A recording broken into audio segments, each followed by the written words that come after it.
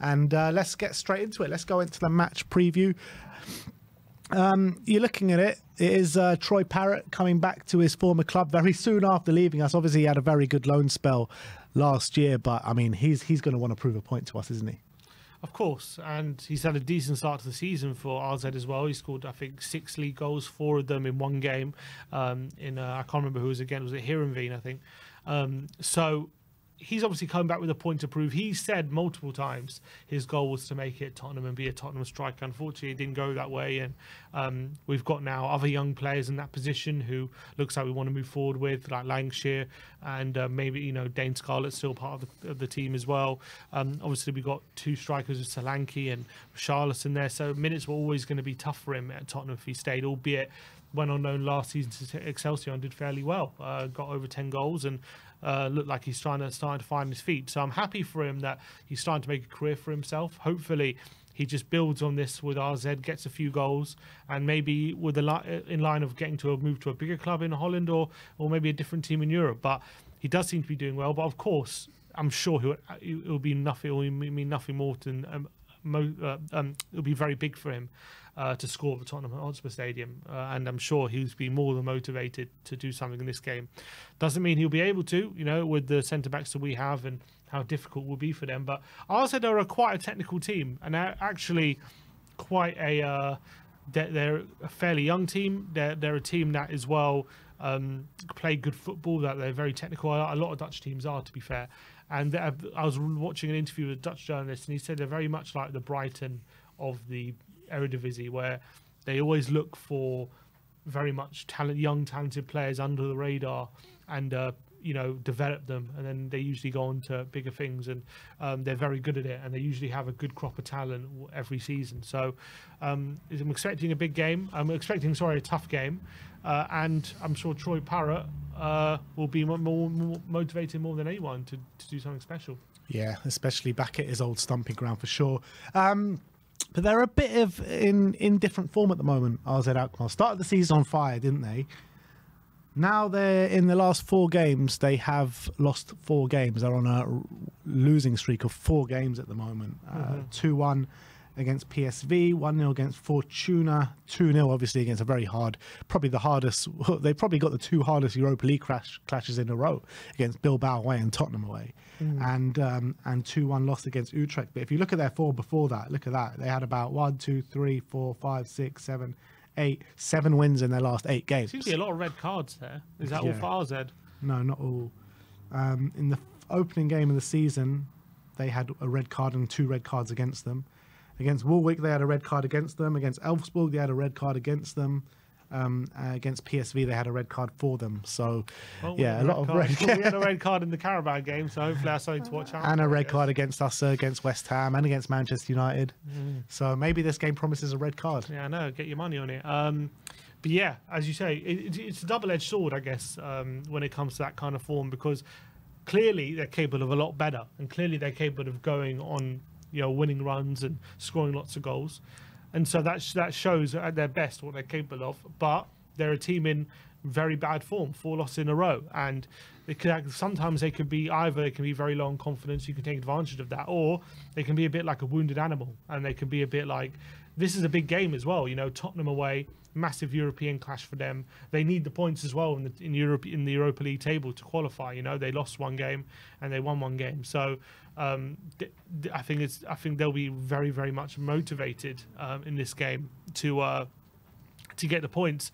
And they're a team who technically are very sound, and if you're not on your game aggressive wise and from a pressing point of view, they can play through you, and we know how open we can be. And if we allow RZ onto our goal, they do have a player in Troy Parrott who has shown this season to be a pretty decent finisher. So yes, their form is bad, but as you showed before, they've proven they can have very good form as well. So I don't think I would take too much stock in their current form, their current losing run.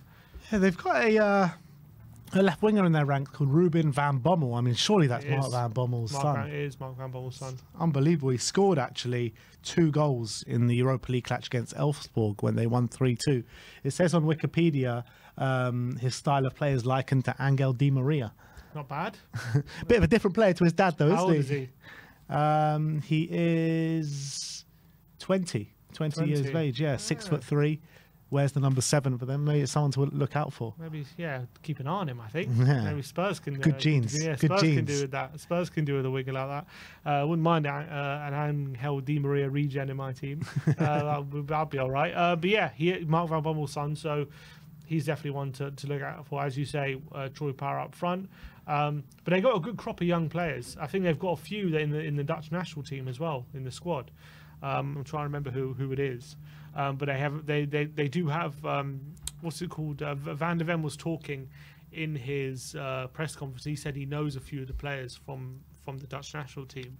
They got Pierre Koopmeiners. I wonder if that's Koopmeiners' brother. Maybe, yeah. Koopmeiners, who now plays for Juventus. Yeah, who's a very good player, obviously. Yeah. I'm looking at Champions League. Geordie Classy as well. They've got in Geordie their central Classy, midfield. former Southampton. Yeah. Former Southampton midfielder. Their captain is Bruno Martins Indy. Oh, really? Yeah. Yeah, I remember him from the 2014 World Cup. How old is he now? Bloody hell. I don't know how old he is, but he's got to be fairly old. Yeah, he's got to be 33 at least. 32. 32. Yeah. So he's their captain. He's a big bloke. Yeah. Bruno Martins. I remember big, tall centre-back. But as well, he's one of those centre-backs. He's big and he's tall, but he also can be quite slow on the turn and he can be beaten. So that'll be interesting. One to watch out for, I guess. Bruno Martins. Yeah, so in their 2 games in the Europa League, they got over the line against Elfsborg at home with a 3-2 win. How did the score? So it was a very up and down game. It was 1-1 by half time. They went 2-1 just after half time, and then it was 2-2 very quickly.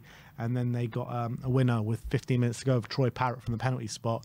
And then last time out, they did lose 2-0 to Atletico Bilbao, which looked like a pretty dominating performance from Bilbao on the day. So they're actually 2 teams that we're coming up against. But I guess you can't read too much into it. But if you're going to have a very tight game against Elfsborg, they lose to Atletico Bilbao. Even if we make a lot of changes, there should be no excuses not to be able to win this game. Yeah, I mean, it also depends how strong they go as well. On Thursday, I assume they're going to go full strength. Look, they kind of need to. Well, they don't need to, but with only one winner out of 2, they just want to get as many points as possible, as early as possible. Of course, that we're going to be favourites for this game. We're expected to win. Obviously, with the amount of changes we're making, do you expect a bit of a drop off in performance? Probably. It's not going to be as good as when we're at our best with Decky and Madison and whatnot in this one. So I do expect this game to be tight. Actually, a bit tighter. I do think where we might win the game again. In the last 20 minutes or so, we bring on some of our bigger players, and let's say the game's at 1-1 or we're winning the game by a goal at that point, then I think we can kind of kill the game. But I do think, I've got a feeling, while we've got the squad that we're going to start with, I'm sure we're going to, give them a game. We'll probably dominate possession. Obviously, everyone's going to try and do the game plan that Ange wants them to do, but they're a very good technical side, AZ Alkmaar, and they're they're 5th at the moment in the Eredivisie. I know people, whatever you want to say about Eredivisie, but there's some good teams there. PSV, Ajax, Feyenoord, there's some good teams in Eredivisie, whatever you want to say about it. Obviously, it's not the strongest league in the world, but they do develop some decent teams, and they're quite high up in that league. And it's not going to be an easy game. They have a certain way of playing. They got good young technical players, and if we give them too much encouragement, they can play some good football. So we got to make sure that we kind of bully them a bit. And I do worry: can we bully them with the players we got on the pitch? Hopefully we can. And can we get the most out of Mikey Moore, Werner, Richarlison? I'm a bit worried that front three might be a bit disjointed, but I rate our players higher.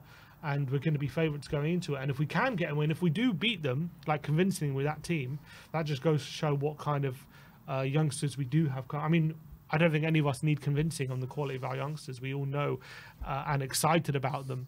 But I think this would be another kind of testament, another bit of evidence if we can beat this team convincingly, because they're not a bad team. I feel like the Eredivisie is going through a bit of transition at the moment in terms of the quality of their teams. Obviously, you've got PSV, who are well in front in the division. But you've got Feyenoord, who's just lost Arne Slot. You've got Ajax, who are nowhere near the team as what they were a couple years back.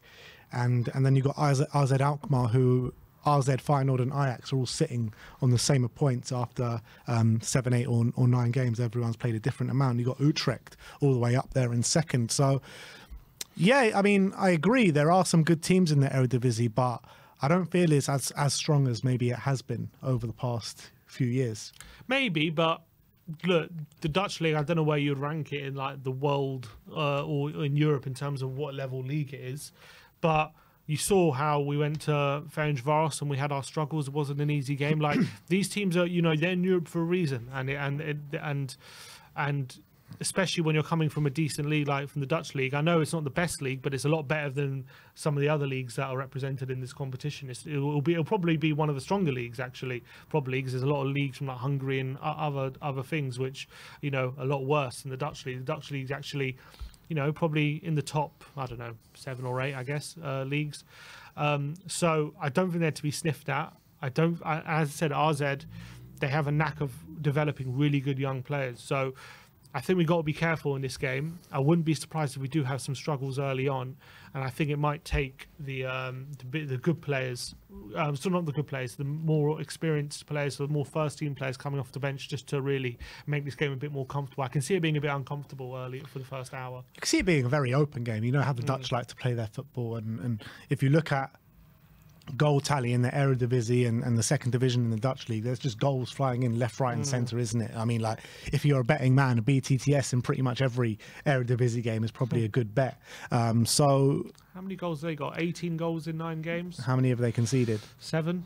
It's not bad. 7 in 7 or 7 in 9. 7 in 9. Yeah, which is fairly good. I mean, that is inflated because in one of the games against Heerenveen they scored 9, didn't they? Oh, did they? Yeah. Oh, there you go. Is that the one you got 4?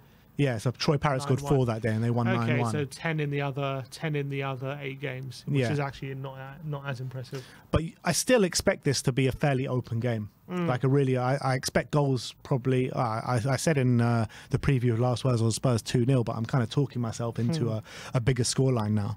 And I think Spurs are going to be able to open them up, and with our kind of makeshift backline, I know Mickey will be there, and he'll probably stem the tide a little bit, but with a kind of makeshift backline, I expect them to be able to open us up as well. But I think we should be able to stamp our authority on it come by the end of it for sure.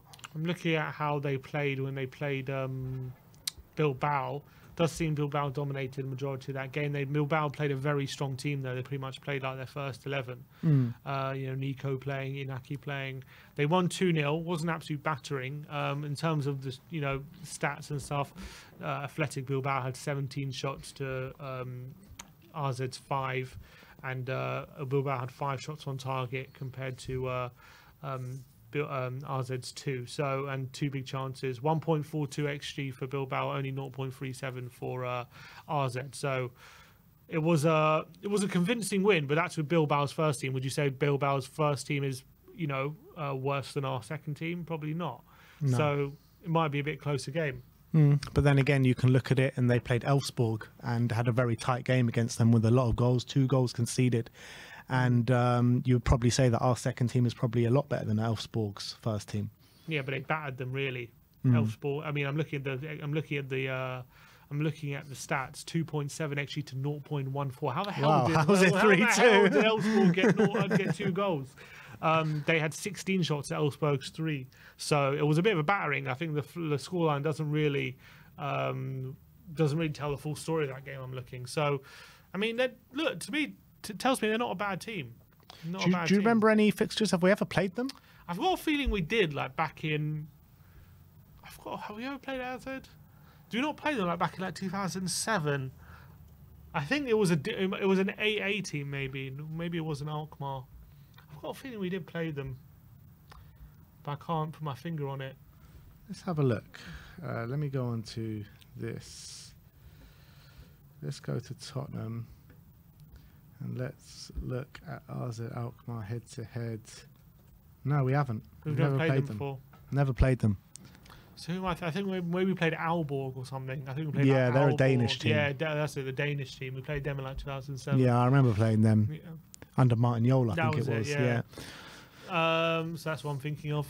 But yeah, so okay, we never played them. We, I think our record against Dutch teams is pretty good though. I remember obviously Ajax we beat comfortably. I remember beating what was their name? Not 10. We got knocked out the Europa League to PSV, didn't we? With Gomez We putting did in a on worldie. penalties. What's that Dutch team? I just remember that volley. Was it from Berbatov or Steedmar Bronk? And Gomez saved it towards the end of the game. Exactly. Yeah, Berbatov obviously scored, and then Malbronk. Yeah, it was a volley from the edge of the box. He tipped it over. Yeah. Obviously, PSV played in the Champions League and the run to the final. It's always been difficult games against PSV. Yeah, we drew, I think, 2-2 at their place. Oh, do you remember that night? Oh my God! Away at Eindhoven, we were in Eindhoven, and we were just sitting in a cafe after the game, and we were just like, "Oh, that's it. Champions League is done. We're out. We're out." And we ended up going to the final. Because we had 1 point from 3 games. Yeah. But yeah, we ended up. I think we beat them obviously at home with two late goals, so it kept us alive. And there's obviously a big history with Spurs and Feyenoord as well. Yeah, Spurs and Feyenoord in the UEFA Cup runs. Yeah, beat them in the final, 72, right? And we beat them in the final, and we also was it 72 or 84? 84 was Anderlecht. Anderlecht. Did we play them on the run to the Anderlecht game though? Maybe. And we played them more recently than that though, haven't we? Feyenoord. I'm pretty sure we've played them in the recent history. Feyenoord. I can't remember a Feyenoord game. Did we play them in like a one-off Europa League game back in like when it was UEFA Cup maybe? Yeah, maybe. I can't remember off the top of my head. But if you look at the league table of the Europa League, if you bring it up, you see that Spurs are one of the only teams with a 100% record. So Galatasaray actually don't have that 100% record anymore. But Anderlecht, FCSB, Tottenham, Lyon and Lazio are the only teams with the 100% record now. I mean, I don't know how if it also makes sense for Europa League. Obviously, how many teams are there? 1, 2, 3, 4, 5. There's 6 teams with a 100% losing record at the moment. But I read yesterday somewhere that with Arsenal, because Arsenal won yesterday, they're now guaranteed to finish in the top 24, and that's with 7 points.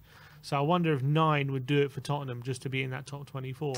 You would assume if we win tomorrow night, that should be done and dusted, at least into the 24. Yeah, you'd think so. You'd hope so, because obviously Elfsborg to come at the lane as well. Obviously, the hardest games are to come: Roma, Galatasaray, and Hoffenheim. 3 difficult games, but Elfsborg we should win. And what's the other one? Is there another one there? So Roma and Elfsborg are the 2 home games left. Oh no, that's it. Yeah, just 4. Rangers we got. And Rangers away, also a tough game. Yeah. So we do have some really tough games actually to come. So all those teams actually that haven't really had that good starts to the. So Roma have got 1 point from 2 games. You've got Rangers who have got 3 points from 2 games. Galatasaray obviously are topping the group at the moment with 7 points from 3 games. So I think they played last night. They must have drew. I think they're drawing now. I think that's. Oh, is that they're playing right now? Yeah, I think they're playing right now. What, 4 o'clock? Yeah, I think so. Isn't it 5:45 or 8? Let me see. Yeah, playing 1-0 up against Elfsborg. Oh, right. Icardi. So they've got some good players, Galatasaray, don't they? Osimhen, Icardi, Mertens, Torreira, Yilmaz. And going there Sanchez. in Istanbul, that's going to be our hardest game of the group phase. Yeah, but at the end of the day, if we can lose 1 game, it's not the biggest deal. Yeah. But obviously, I don't want to lose. Still back us to go there and get a result. Of course, we're going to be favourites, but we can lose a game. It's not the end of the world. But yeah, it's going to be tough. But yeah, I mean, look, it's going to be a fairly difficult game tomorrow night. RZ are going to want to, really get some points on the board and maybe kickstart their Europa League campaign and finish in that top 24.